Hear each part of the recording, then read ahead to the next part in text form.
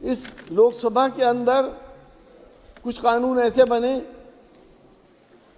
जिनकी वजह से हिंदुस्तान की दूसरी बड़ी आबादी मुसलमान परेशान हुए और फिक्रमंद हुए। सीएए कानून आया, पहली बार आज़ाद हिंदुस्तान के अंदर एक ऐसा कानून बना जिसमें धर्म के आधार के ऊपर डिफरेंशिएट कर दिया गया। अगर श्रीलंका से, बर्मा से, बांग्लादेश से, पाकिस्तान से अगर कोई मुसलमान प्रताड़ित होकर हिंदुस्तान की शरण में आना चाहता है तो उसको नागरिकता नहीं दी जाएगी, बाकी सबको दे दी जाएगी। सर, क्या ये हमारे कानून के दायरे में ये बात सही है? इसी तरह से आर्टिकल 370 हटाया गया। आर्टिकल 370 हटा, लेकिन 371 नहीं हटाया गया। हमसे कहा गया कि आतंकवाद ख़त्म होगा, लेकिन सर मैं यकीन से कहता हूं कि मैं अभी कश्मीर होकर आया हूं। कश्मीर के लोगों के अंदर जितना बड़ा डिससेटिस्फैक्शन है उसका शायद अंदाज़ा हमारी पार्लियामेंट को नहीं है।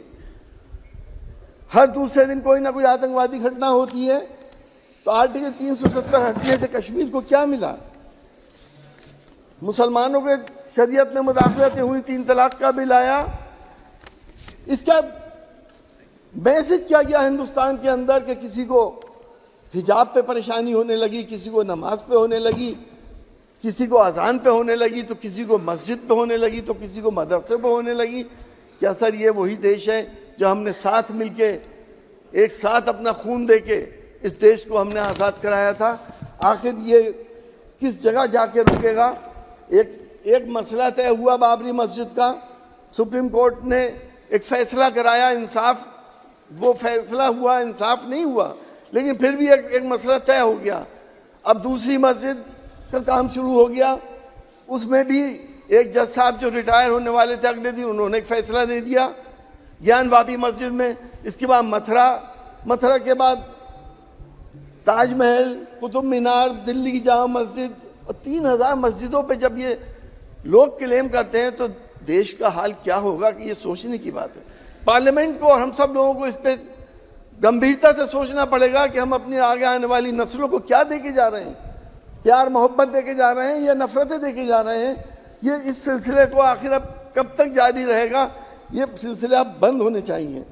सर, एपिडेमिक की बात हुई, मैं अपने साइंटिस्ट को मुबारकबाद देता हूं कि उन्होंने बहुत जल्दी वैक्सीन तैयार करी और सस्ती तैयार करी। वैक्सीन हमने तमाम दुनिया में सप्लाई करी, लेकिन उस एपिडेमिक्स में हमने आंकड़े क्यों छुपाए?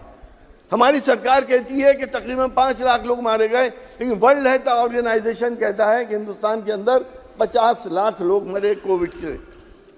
छुपाने की जरूरत क्या है? कि इसमें सरकार जिम्मेदार थोड़ी है, ये तो क्या एपिडेमिक था। देश के अंदर वो दौर भी हमने देखा था कि जब मरीज जाते थे तो उनको आईसीयू नहीं मिल रहा था, उनको ऑक्सीजन नहीं मिल रही थी।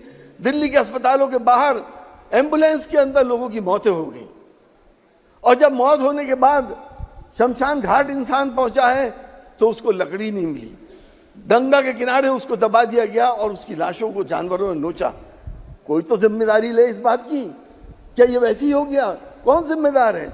यकीनी तौर पे जो सरकार हैं वो इस बात की जिम्मेदार हैं और बड़ी बड़ी बातें करते हैं, पीठ थपथपाते हैं, लेकिन हुआ क्या असल में?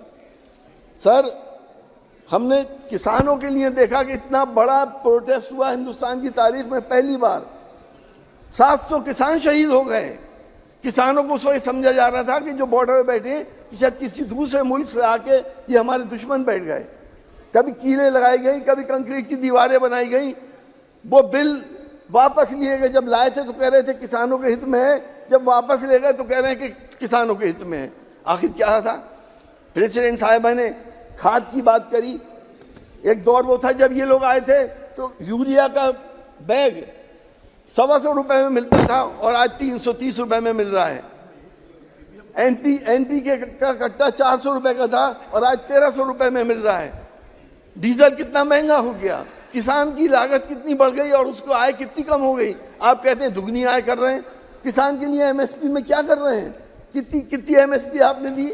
ये सोचने की बात है। पार्लियामेंट को इस बात पे सोचना पड़ेगा